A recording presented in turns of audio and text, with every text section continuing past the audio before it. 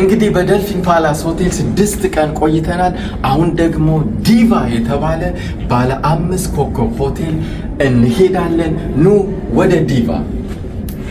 አሁን ደልፊን ዲቫ ባለ 5 ኮከብ ሆቴል ደርሰናል። ደልፊን ዲቫ እንግዲህ ፊት ለፊት ይመስላል። ወደ ደልፊን ዲቫ እንሂድ።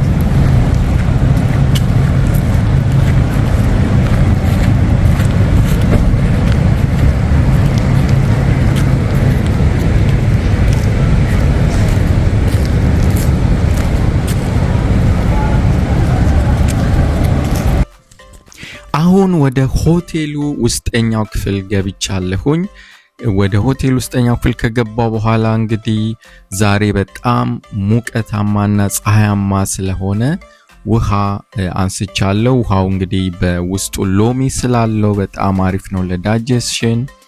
ከዛም በኋላ ሎቢውን አልፌ ቀጥታ ወደ ሶፋ ላይ ተቀመጥኩኝ። ከዛን ውሃይን ጠጣሁኝ። ትንሽዬም ደግሞ እረፍት አደረኩኝ ማለት ነው። ከዛም በኋላ እንግዲህ ቀጥታ ከሎቢው አካባቢ ያለ ትንሽዬ የቸኮሌት ቡፌት ስላለ ወደዛ ነው የሄድኩት ማለት ነው። አሁን እንደምትመለከቱት ይሄ የቸኮሌት ቡፌ ነው። የተለያዩ አይነት ቸኮሌቶች እንግዲህ ያሏቸው። ከነዚህ ሁሉ እንግዲህ ቸኮሌት ውስጥ ያንዳንዱን የተለያየ መርጬ ለመቅመስ ስለፈለኩኝ ሰርቭ የምታደርገዋን ሴት እንግዲህ ከያንዳንዱ አንዳንድ ቸኮሌት እንድትሰጠኝ ነገርኳት። ከዛን በኋላ እንግዲህ ቸኮሌቴን ወሰድኩኝ። ቸኮሌቴን ከወሰድኩኝ በኋላ እንግዲህ ያንዳንዱን ቸኮሌት ቀመስኩት ማለት ነው። የተለያዩ አይነት ቴስት ነው የነበራቸው። በጣም ነው የሚጣፍጡት። ኦሪጂናል የሆኑ ቸኮሌት ናቸው። በጣም ስታንዳርዳቸውን የጠበቁ በጣም የሚጣፍጡ ቸኮሌቶች ናቸው። ጥሩ ጊዜ እንግዲህ ነበረኝ ማለት ነው በሎቢ አካባቢ።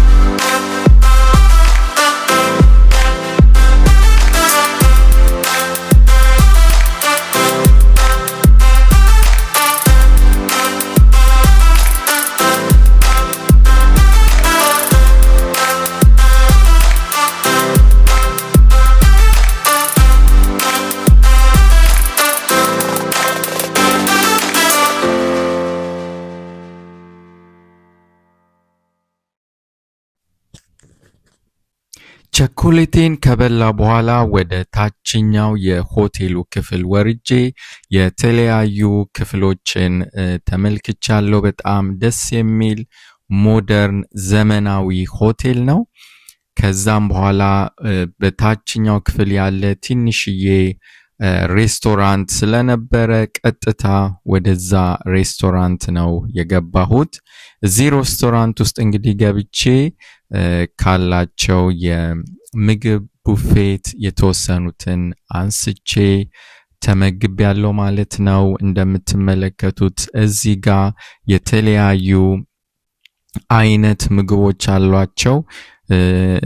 ሩዝ፣ እንደዚሁም አሳ፣ እንደዚሁም የስጋ ምግቦች የተለያዩ አይነት ናቸው። ግን ብዙ መብላት ስላልፈለግኩኝ የተወሰነች ነገር ጀስት ለመቅመስ ያክል የተወሰነ ነገር ወስጃለሁ። ምክንያቱም ከዚህ ወጥቼ ደግሞ በስዊሚንግ ፑል አካባቢ ወይም መዋኛ ገንዳ አካባቢ ያሉ የተለያዩ የውጭ ሬስቶራንቶች፣ ሆቴሎች ስላለ እዛ ሄጄ እንግዲህ ያለውን መቅመስ ስለፈለግኩኝ እዚህ ብዙም መመገብ አልፈለግኩም ማለት ነው።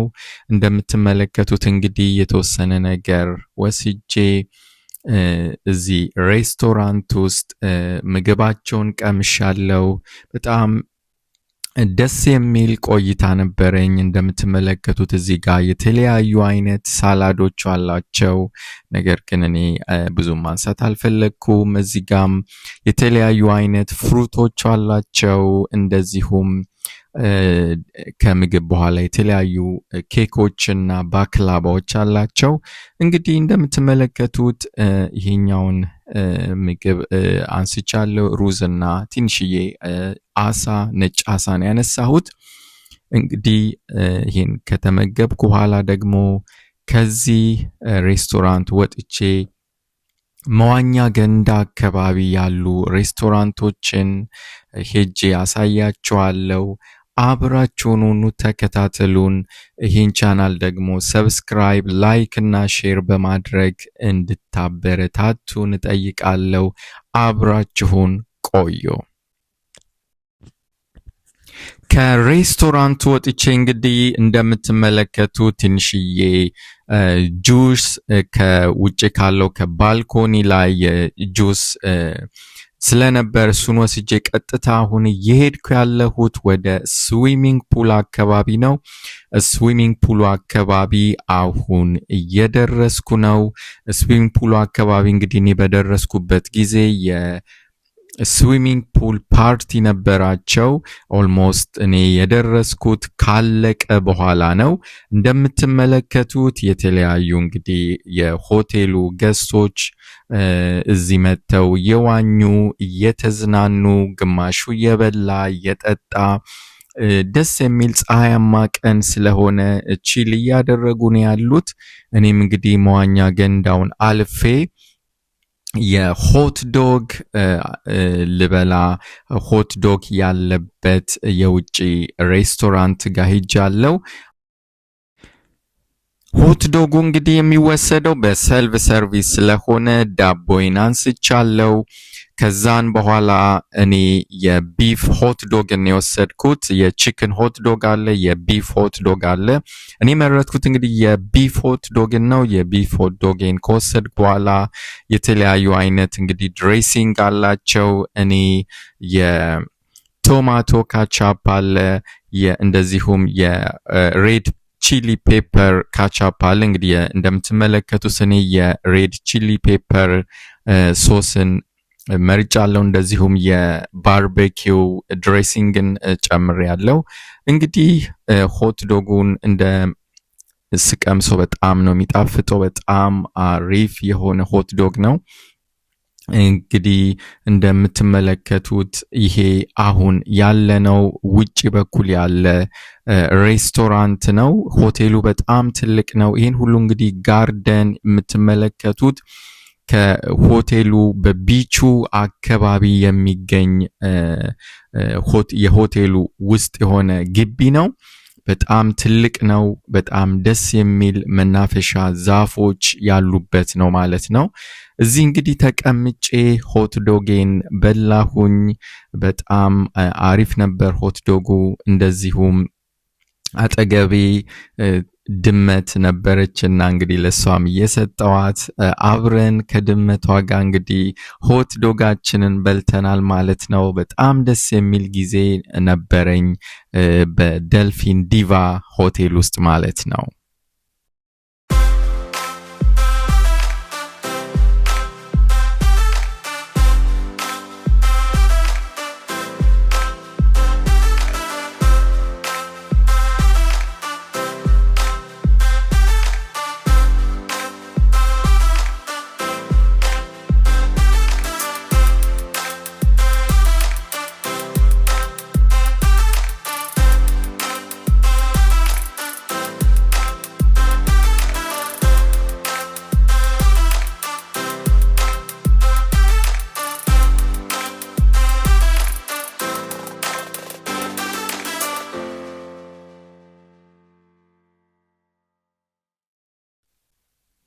ከጋርደኑ እንግዲህ ወጥቼ ሌላ ሬስቶራንት ሄጃለሁ። ሆቴል ውስጥ ያለ ይህ ሬስቶራንት እንግዲህ ፒዛ ነው ሰርቭ የሚያደርጉት። ፒዛ ቡፌት ነው። የምፈልገውን አይነት ፒዛ እንግዲህ ወስጃለሁ። የወሰድኩት አብዛኛው የቬጅቴብል ፒዛ ነው። እንግዲህ እንደምትመለከቱት ከኮካ ኮላ ጋር ፒዛዬን ወስጃለሁኝ ማለት ነው። በጣም አሪፍ ፒዛ ነበረ። እንግዲህ ፒዛቸውን በልቻለሁ ማለት ነው።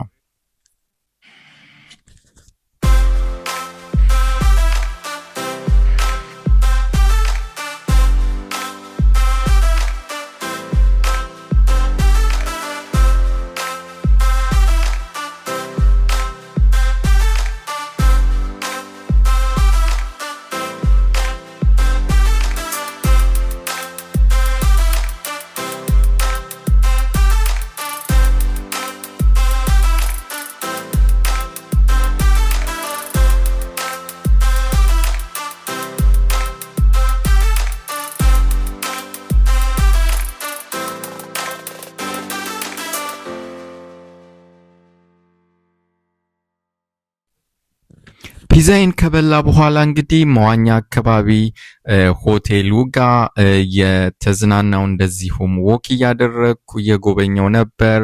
ከዛን በኋላ እንግዲህ ወክ እያደረግኩኝ ቀጥታ ወደ ሆቴሉ ውስጠኛ ክፍል ነው የሄድኩት። ውስጠኛው ክፍል እንግዲህ ከውጨኛው መዋኛ በተጨማሪ ውስጠኛ ሌላ መዋኛ ገንዳ አላቸው። እንግዲህ እዛ ውስጥ ገብቼ መዋኛ ገንዳቸውን እየተመለከትኩ ነበረ። አሁን እንግዲህ እሱን አሳያቸዋለሁ። አሁን የምንገኘው የኢንዶር ፑል ላይ ነው። የኢንዶር ፑሉ እንግዲህ ይሄን ይመስላል እንደምትመለከቱት።